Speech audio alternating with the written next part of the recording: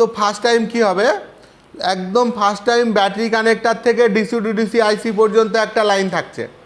তো first time battery connector থেকে DC two DC আইসি পর্যন্ত যে লাইনটা থাকছে ওই লাইনটা পুরোপুরি মেন লাইন, ঠিক আছে, বা প্রাইমারি লাইন বলতে পারি।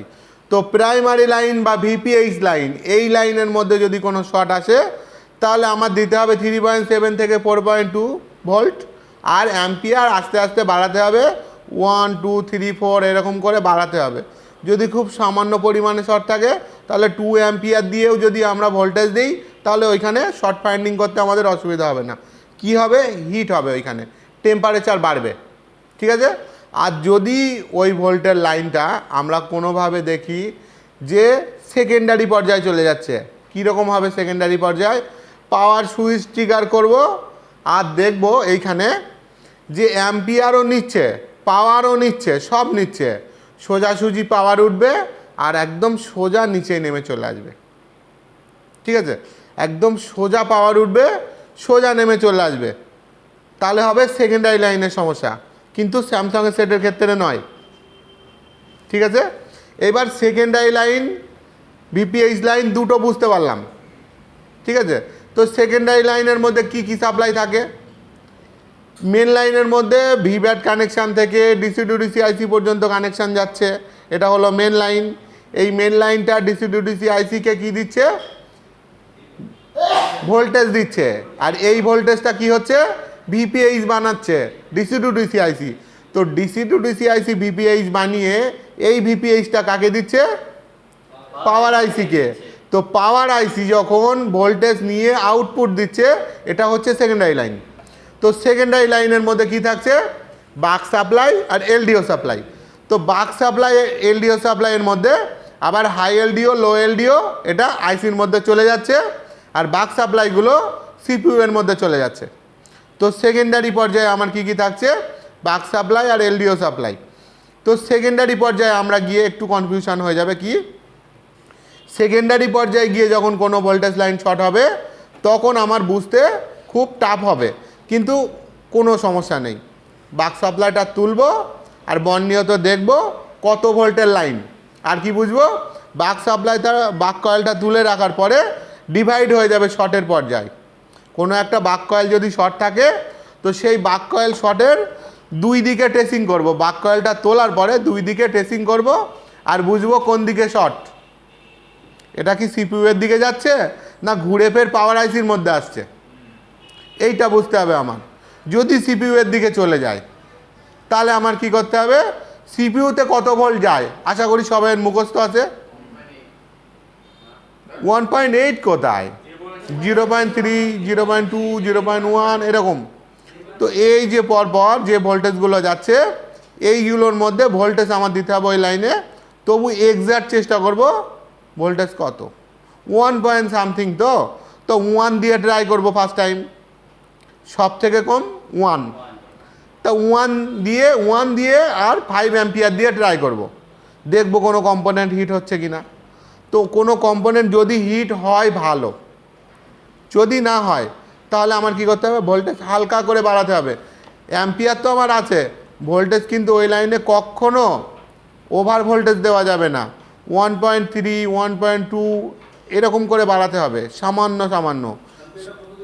অ্যাম্পিয়ার তো 5-এর বেশি ওই মেশিনে নেই, তাহলে খুব সামান্য সামান্য করে বাড়াতে হবে।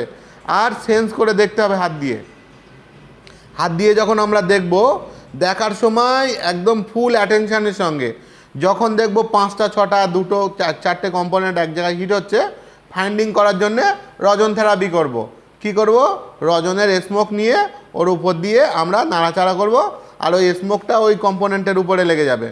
যে এলাকার কম্পোনেন্টের মধ্যে লেগে যাচ্ছে সেই কম্পোনেন্টের উপরে স্মোকটা যখন লেগে থাকবে তখন আমরা ভোল্টেজ দেবো আর ফাইন্ডিং করতে পারবো যে এই কম্পোনেন্টটা হিট হচ্ছে। যে কম্পোনেন্টটা হিট হচ্ছে খুব তাড়াতাড়ি মেল্ট হয়ে যাবে, মানে কালারটা ধোঁয়ার মতো হয়ে থাকছে, যেটা সেই ধোঁয়াটা সঙ্গে সঙ্গে একদম কালো হয়ে যাবে, তাহলে বুঝতে পারবো এই কম্পোনেন্টটা হিট হচ্ছিল আর এই কম্পোনেন্টটাই শর্ট আছে। তাহলে ওই কম্পোনেন্ট যখন আমি তুলবো, তোলার পরে টেস্টিং করে দেখব এক্স্যাক্ট ওটাই শর্ট, একদম শর্ট ফাইন্ডিংয়ের কোনো চাপ নেই। আগে বুঝতে হবে মেন লাইন কোনটা, সেকেন্ডারি লাইন কোনটা, সেকেন্ডারি লাইনের মধ্যে কোথায় কি সমস্যা আছে। এইবার মেন লাইন সেকেন্ডারি লাইন দুটো লাইন বললাম, এর মধ্যে আর একটা লাইন আছে যেটা ভিপিএইচ লাইন। সেটা কোন লাইন? সেই লাইনটা হচ্ছে ডিসি টু ডিসি আইসি থেকে পাওয়ার আইসি পর্যন্ত। এই লাইনটাও ভিপিএইচ লাইন। ভিব্যাট লাইন থেকে ভিপিএইচ লাইনের ভিতরে অনেক ডিফারেন্স আছে। ডাইরেক্ট ব্যাটারি কানেক্টার যদি আমরা ভিপিএইচ ভোল্টেজ দিই আর অ্যাম্পিয়ার পুরোপুরি 5 দিই, তাও ওখানে ভোল্টেজ পৌঁছাবে না আর এখানে শো করবে না। তাহলে আমাদের কি করতে হবে? বাক কয়েলটা তুলতে হবে আর ডিভাইড করতে হবে, শর্টটা ওইদিকে না এইদিকে। বাক কয়েলটা তুলে যেভাবে রাখতে হয় তোমরা সবাই জানো, তো বাক কয়েল তুলতে হবে, তুলে কোন দিকে শর্ট আমাদের বুঝতে হবে। আর সেইখানে বাক কয়েলটা তুলে রাখার জায়গা যেখানে সেখানে রাখতে হবে, আর মাল্টিমিটার কোল টেস্ট করতে হবে আর বুঝতে হবে শর্টটা কোন দিকে আছে। তো বিপ করলেই শর্ট নয়, কিন্তু কোনো সময় যদি বিপ করে তাহলে বিপ করলেই শর্ট নয়। তাহলে আমাদের বুঝতে হবে প্রত্যেকটা বিপের মধ্যে আমাদের জিআর দেখতে হবে। তাহলে বিপ করছে আর জিআর দেখব, কি দেখব? 0.00123 পর্যন্ত আমি মানবো শর্ট, এটা হবে ফুল শর্ট। আর 1 2 3 পরে যদি হয় তাহলে কখনো আমরা শর্ট বলে মানবো না, 4 হলেও শর্ট বলে মানবো না, এটা কিন্তু শর্ট নয়।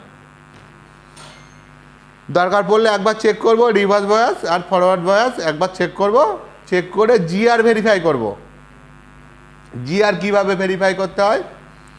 রিভার্স ভয়েস যে শর্টটা থাকবে বা যে ভোল্টেজটা বা যে জিআরটা আমার শো করছে, সেই জিআরটা আমরা কি করব, ফার্স্ট টাইম একবার দেখে নিলাম 10 15 20 যাই হোক, 50 100 200 1000 যাই হোক, সেই পাওয়ারটা বা সেই জিআরটা আমরা নিয়ে আবার রিভার্স ভয়েস একবার চেক করে দেখব, ফরওয়ার্ড ভয়েস একবার চেক করলাম আর রিভার্স ভয়েস একবার চেক করলাম। তো দুবার চেক করার পরে দেখব প্রথমবারে যেটা চেক করেছিলাম তার 3 গুণ হচ্ছে কি না, আর দ্বিতীয়বার যেটা চেক করেছিলাম ও হয় 3 গুণ বেশি হবে নয় 3 গুণ কম হবে। এই তো হিসাব। 1000 হলে 300 350 হলো, একদিকে হলো 1000, একদিকে 300 350 হলো। এটাই হলো জিআর ভেরিফাই সব থেকে সুবিধা। তাহলে প্রত্যেকটা শর্ট বা প্রত্যেকটা জিআর আমাদের ফলো করে করে আমাদের শর্ট ফাইন্ডিং করতে হবে। আর শর্ট ফাইন্ডিংয়ের সময় আমার বুঝতে হবে মেন লাইন কোনটা, সেকেন্ডারি লাইন কোনটা, ভিপিএইচ লাইন কোনটা। যদি ভিপিএইচ লাইন হয় তাহলে 3.7 থেকে 4.2, ঠিক আছে। যদি ভিব্যাটের লাইন হয় ব্যাটারি কানেক্টার থেকে, ভিব্যাটের লাইনে যত ভোল্টেজ দিতে হয়। যদি ভিবাসের লাইন হয়, চার্জার কানেক্টারের লাইনে যদি শর্ট পাই, তাহলে কোন কম্পোনেন্টটা শর্ট আশা করি সবাই জানা আছে, কি কি কম্পোনেন্ট ওই লাইনে আছে। তো ফার্স্ট টাইম কি আছে, ভিব্যাটের লাইনে চার্জার কানেক্টার আছে, তারপরে কিছু ফিল্টারের কম্পোনেন্ট আছে, তারপরে প্রোটেকশানের জন্য ওবিপি আইসি আছে, তারপরে কি আছে, ওইখানে একটা জেনার ডায়োড থাকতে পারে, এই তো। তো এইগুলো কম্পোনেন্ট এই লাইনে থাকবে। ওখান থেকে ডিসি টু ডিসি আইসি পর্যন্ত আমরা এই কয়েকটা কম্পোনেন্ট আমরা দেখতে পাবো। তো এই কম্পোনেন্টগুলো আমরা ফলো করব যে ভিবাস লাইনের ক্ষেত্রে আমরা কোন কোন কম্পোনেন্টগুলো আমরা দেখতে পাবো আর কোন কোন কম্পোনেন্ট খুব সহজে শর্ট হতে পারে। তো শর্ট যদি হয় তাহলে কোন কোন কম্পোনেন্ট হবে, 1 হচ্ছে ফিল্টারের কম্পোনেন্ট, 2 হচ্ছে প্রোটেকশানের কম্পোনেন্ট, আর 3 হচ্ছে ওবিপি আইসি। এই লাইন শর্ট হতে পারে। তো এই লাইনের ক্ষেত্রে এই 3টে জিনিস শর্ট হবে, এছাড়া আর অন্য কোনো জিনিস শর্ট হতে পারে না। শর্ট ফাইন্ডিংয়ের জন্যে শুধু এই কিছু বিষয়। তো এই বিষয়গুলো যদি আমরা ফলো করি, এইগুলো নিয়ে আমরা যদি ঠিকঠাকভাবে টেস্টিং করি, ঠিকঠাকভাবে ভোল্টেজ দিতে পারি, তাহলে আমাদের আর অন্য কিছু দিতে লাগবে না, অন্য কিছু করতে লাগবে না। এইগুলোই ব্যাস। সবাই বুঝতে পারলে তো ঠিকঠাক? ব্যাস এইটুখানি সবাই ট্রাই করো।